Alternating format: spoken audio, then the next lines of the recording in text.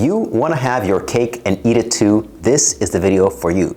Because here, we're going to talk about how to have cheat meals without negative consequences and without regret. So here, you're going to learn 20 different strategies to do that.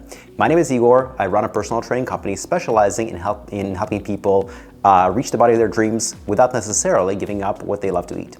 So strategy number one is to exercise before a cheat meal. And how much exercise do you do? Well, there's one way to figure that out is to think, what are you planning to eat?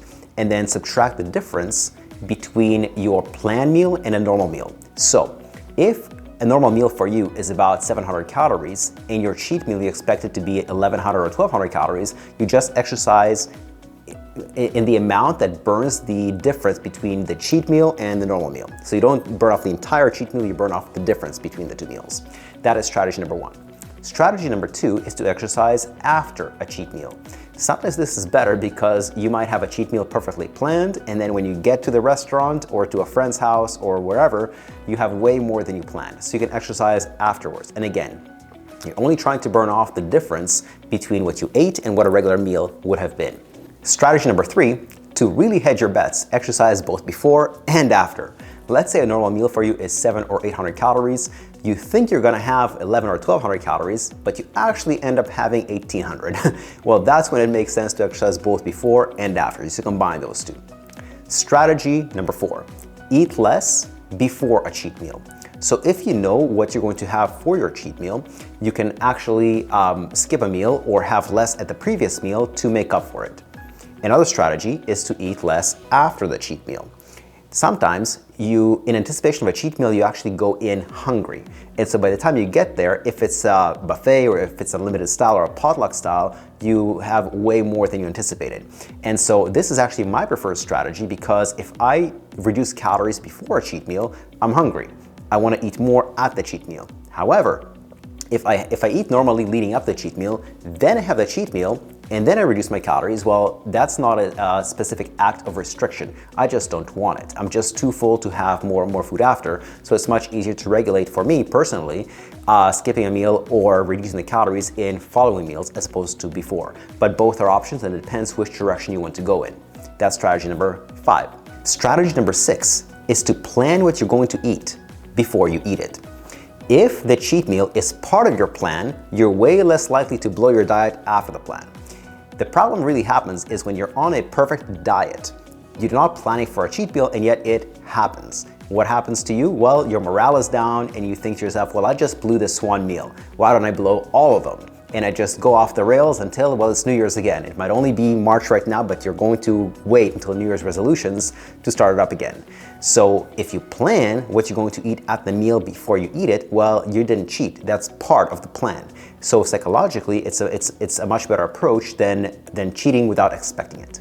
Another strategy to help you mitigate the negative effects of a cheat meal is to simply eat slowly.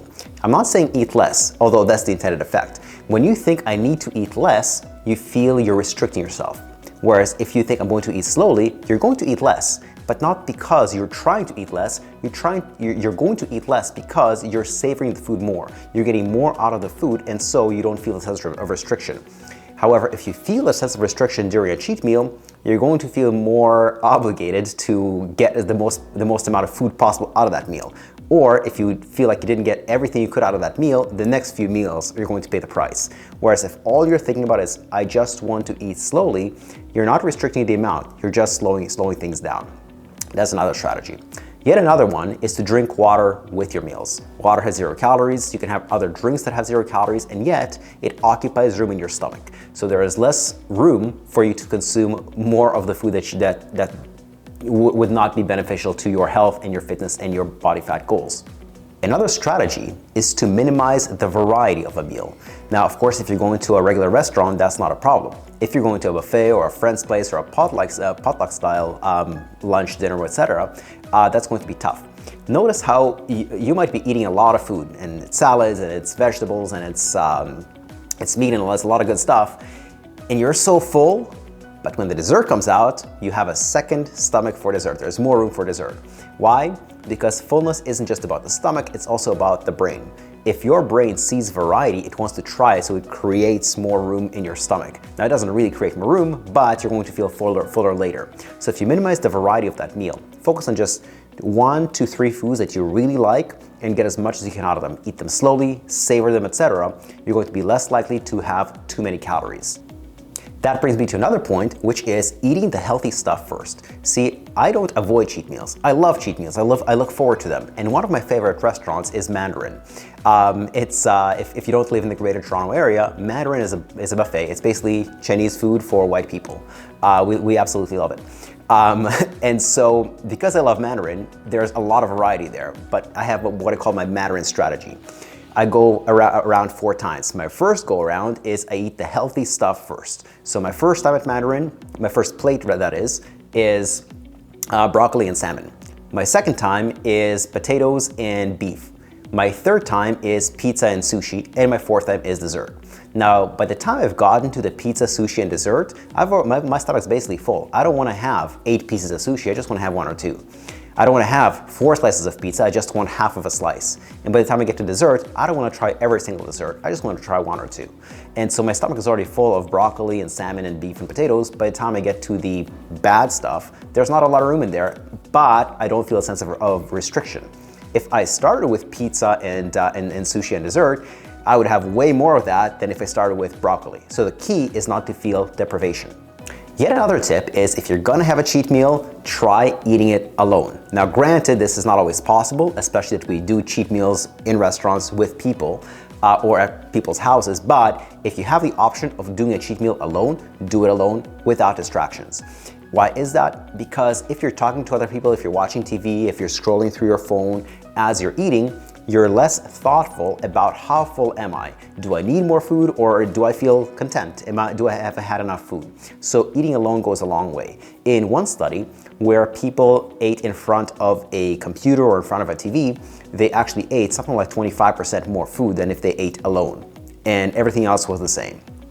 Another strategy to minimize the negative effects of cheat meals is to eat with an accountability partner.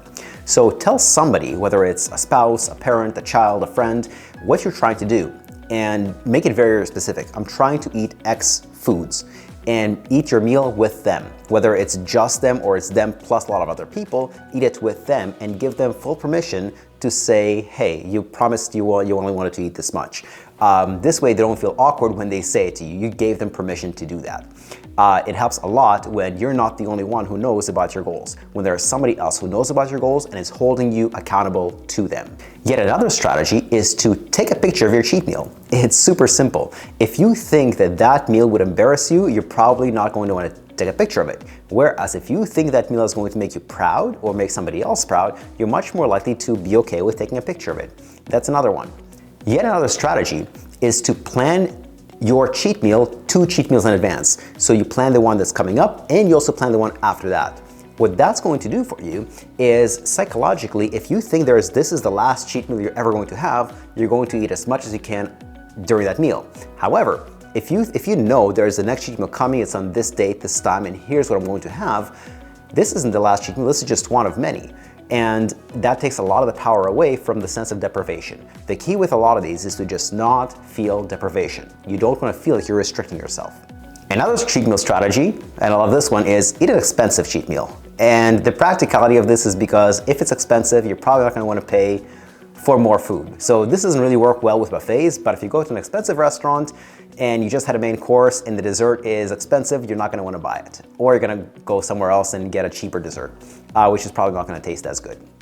That's another one. Our second last cheat meal strategy is not to drink alcohol with your meal and don't smoke cannabis before the meal. Both of these lower your inhibitions, they make you less tuned into your body's signals, so you just end up having more. Not only that, although cannabis has no calories, unless it's in edibles, alcohol does have calories, lots of them, but it's not very filling. It's about as filling as water, but it has way more calories than water. So it has, those 2 things can really make you overeat without you realizing that you're overeating. And the final strategy that I'm going to give you is simply, don't worry about it. A single cheat meal in the grand scheme of things isn't going to do too much damage unless you're eating 21 cheat meals per week. If it's just one or 2 cheat meals per week, it's not going to do too much damage. If you just had a cheat meal, and the rest of your diet is pretty good, unless you're planning for some kind of deadline, for some kind of stepping on stage in a bikini or in swimming trunks, it's not that big of a deal. It's not going to derail your health as much as eating consistently badly. These are my top 20 cheat meal strategies. You don't need to use all 20 of them. You just need to find the 1 to 3 or 4 strategies that work really, really well for you. In the comments below, let me know which ones do you like the best. If you like this video, my name is Igor. Click like and subscribe.